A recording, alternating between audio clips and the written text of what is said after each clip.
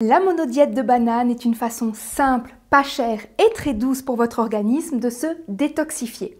Vous pourrez même perdre quelques kilos et aider votre corps à se régénérer. Vous êtes prêts? Alors c'est parti!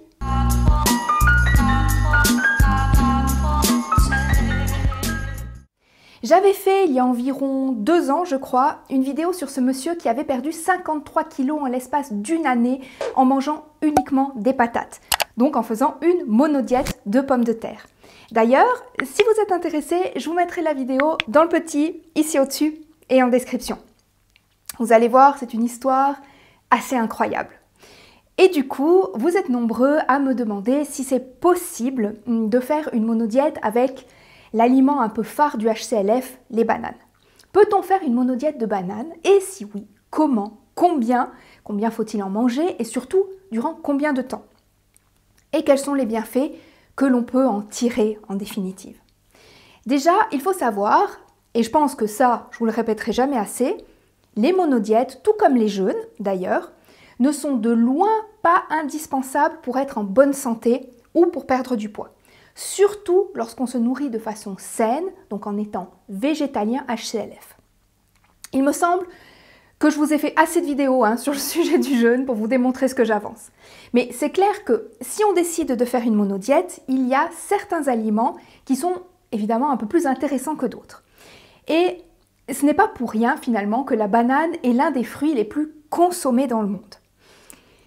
Elle a de nombreux bienfaits nutritionnels, et pour ceux qui se soucient des protéines, qui auraient peur d'en manquer, sur une monodiète de banane, il faut savoir que la banane est un fruit qui contient une quantité appréciable de protéines.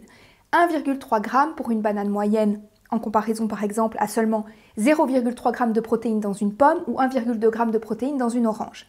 Et contrairement à ce que l'on croit, la banane contient tous les acides aminés essentiels en plus ou moins grande quantité évidemment. Sinon, que vous dire sur la banane? Alors, elle est riche en fibres, elle est riche en potassium, en magnésium, en manganèse, en cuivre et en bien d'autres minéraux.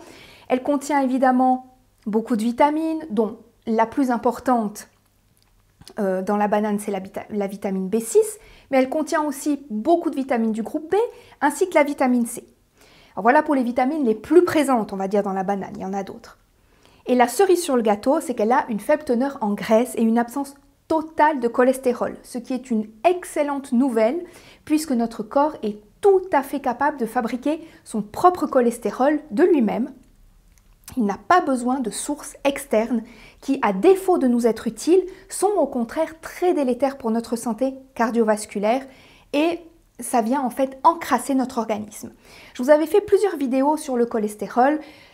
Écoutez, je vous en mettrai une dans le petit, ici au-dessus et en description, et je vous laisserai faire vos recherches sur ma chaîne pour voir les autres. Maintenant, que penser de la monodiète en soi?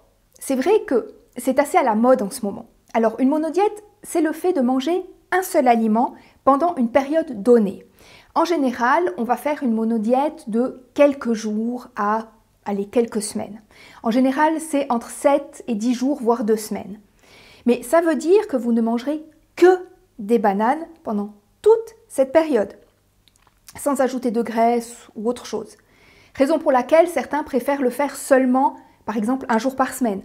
Ils vont manger un certain fruit, par exemple, tous les vendredis. Personnellement, je ne fais jamais de monodiète parce que j'aime varier mon alimentation et je sais très bien que je me lasserai très rapidement en fait d'un seul aliment pendant plusieurs jours, même si j'adore cet aliment. Les gens veulent faire une monodiète pour plusieurs raisons, soit pour perdre du poids, pour faire une détox ou tout simplement pour leur santé. J'avais fait une vidéo sur la monodiète de riz et celle à base de raisin. Je vous la mettrai elle aussi dans le petit, ici au-dessus et en description.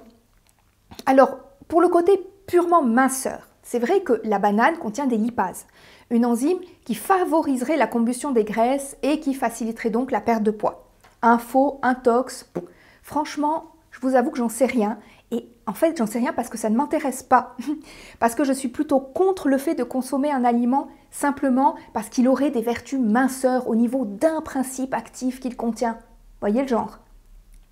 Vous savez, ce sont ces aliments miracles hein, qu'on appelle aussi les alicaments. Moi, je pense qu'il est préférable d'avoir une alimentation saine dans sa totalité plutôt que de compter sur un seul aliment sur lequel on baserait tous nos espoirs. Mais bref, retournons au côté minceur. C'est évident que si vous mangez très gras et déséquilibré avant d'entamer une monodiète de banane, cette monodiète va vous faire perdre du poids. Il n'y a rien de miraculeux là-dedans. Imaginons que vous mangiez auparavant un petit déjeuner avec du beurre ou des viennoiseries, ou encore pire, un English breakfast, lard, œufs, etc. Forcément qu'un petit déjeuner de banane sera bien plus sain. Idem pour les autres repas de la journée. Et comme la banane est un aliment rassasiant en soi, vous n'aurez pas cette sensation de faim typique qu'on pourrait avoir par exemple sur un régime hypocalorique. Pendant un régime hypocalorique, vous privez votre organisme. Avec la monodiète de banane, vous mangez jusqu'à satiété. Il n'y a pas de frustration en se disant « Ah, j'ai le droit de manger un blanc de poulet et 3 feuilles de salade, et si j'ai encore faim, tant pis pour moi. Si j'ai faim à 4 heures, tant pis. » Dans une monodiète de banane, vous avez faim, vous attrapez une banane et vous la mangez. Point final. Pour info, dans une vingtaine de bananes de taille moyenne, vous aurez environ 1800 calories. Et vous pouvez évidemment dépasser les 20 bananes par jour. Hein. C'est vraiment à volonté. Les calories ne comptent pas, on va dire, dans ce genre de monodiète. C'est ça qui est super intéressant. Et pour finir, au niveau de la perte de poids, il est certain que si vous faites une monodiète de banane durant, disons, 1 à 2 semaines, et que ça vous a permis de perdre quelques kilos, et qu'après vous retournez sur une alimentation conventionnelle, vous allez évidemment reprendre les kilos perdus. Donc, si vous n'avez pas l'intention de changer vos habitudes et d'adopter une alimentation saine suite à la monodiète, inutile de vous infliger une monodiète. Enfin, ce n'est que mon avis, hein, moi je ne le ferai pas. Dirigez-vous plutôt vers le HCLF, une alimentation saine qui vous permettra de conserver un poids sain et stable sans vous priver. Je vous mettrai une vidéo dans le petit i, ici au-dessus et en description, sur les grands principes de l'alimentation HCLF, pour ceux qui ne connaissent pas encore cette alimentation. Bon. C'est tout pour l'aspect minceur, passons maintenant à l'aspect détox et santé. Alors imaginez que votre organisme est une voiture. Vous l'avez vraiment malmené, cette pauvre voiture. Vous avez roulé sur des cailloux, dans la boue, et surtout, vous lui avez donné un carburant qui a encrassé son moteur. Une huile qui a encrassé tous les tuyaux, les pignons, bref, toute la partie mécanique du véhicule. Vous êtes tout encrassé. Maintenant, imaginez que vous passez au lavage automatique, que vous lui changiez l'huile pour lui offrir, disons, une huile moteur de qualité supérieure, une huile de compétition. Un carburant incroyable de compétition. Bref, vous la bichonnez.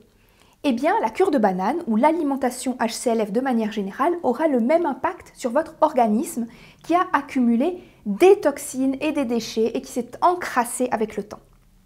C'est le cas avec une alimentation, par exemple, riche en produits animaux, en viande, en produits laitiers, en œufs.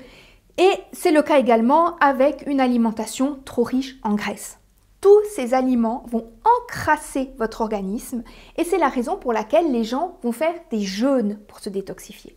C'est certain qu'en arrêtant de manger complètement, on arrête également d'apporter à notre corps ces aliments délétères et il va pouvoir se régénérer. Parce qu'une alimentation déséquilibrée peut générer des cheveux ternes, le teint terne ou des problèmes de santé.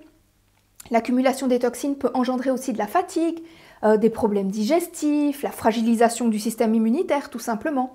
Et donc, dans ce cas, une monodiète aidera votre corps à évacuer les toxines liées à votre alimentation. Si vous continuez à manger de manière délétère, votre corps sera surchargé et il ne parviendra pas à évacuer tous les déchets, toutes les toxines.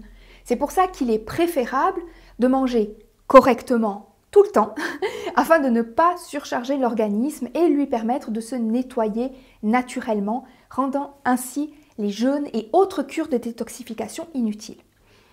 Vos reins n'auront plus à gérer une quantité trop importante de déchets, comme se présente dans la viande, votre foie n'aura plus toute cette graisse inutile à gérer et vous éviterez ainsi la crise de foie et vos intestins pourront eux aussi travailler correctement et nourrir correctement votre microbiote, on va dire, qui est un allié incontournable de votre santé et de votre immunité. Et n'oubliez pas qu'une banane bien mûre va faciliter votre transit et prendre soin de votre microbiote. Je vais vous donner encore quelques conseils en vrac avant de vous quitter. N'oubliez pas de vous hydrater abondamment lors d'une monodiète, c'est-à-dire entre, on va dire, 1,5 litre et 2 litres par jour en hiver et 2 à 3 litres en été, voire plus, évidemment, si vous en ressentez le besoin, c'est un minimum. N'oubliez pas que les infusions, le thé, le café, ne sont pas déshydratants. Ils pourraient même vous déshydrater si vous ne buvez pas assez à côté. Donc, on boit de l'eau. Sinon, les meilleurs aliments pour la monodiète sont le riz, comme dans la cure du docteur Kepner. N'oubliez pas d'aller voir la vidéo sur le sujet que je vous ai mis en description. Il y a aussi les bananes, on vient d'en parler. En automne, vous pouvez faire une cure de raisin. Allez voir la vidéo dédiée. La pomme de terre est également très intéressante pour une monodiète. Vous avez vu que pour ce monsieur, ça lui a permis de perdre 53 kilos. En fait, trouvez un fruit ou un aliment qui vous plaît et qui soit suffisamment doux pour ne pas vous donner des aigreurs d'estomac. La mangue, par exemple, est idéale, elle est bien sucrée, mais c'est un fruit très cher, malheureusement. Bon, quoi qu'il en soit, choisissez des fruits bien mûrs. Si vous faites par exemple une monodiète de pommes, si vous avez envie de le faire, avec des pommes pas mûres et très acides, votre estomac et vos intestins risquent de vous le faire savoir rapidement.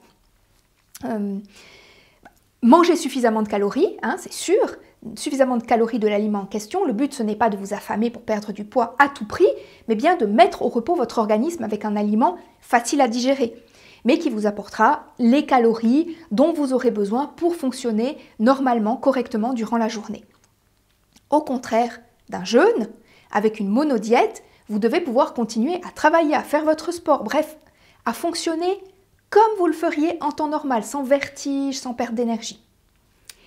J'espère que cette vidéo vous aura donné la banane. Si c'est le cas, n'hésitez pas à me laisser un petit pouce en l'air. Et si mon contenu vous intéresse, n'oubliez pas de vous abonner avant de quitter la vidéo. Via Félicia à tous!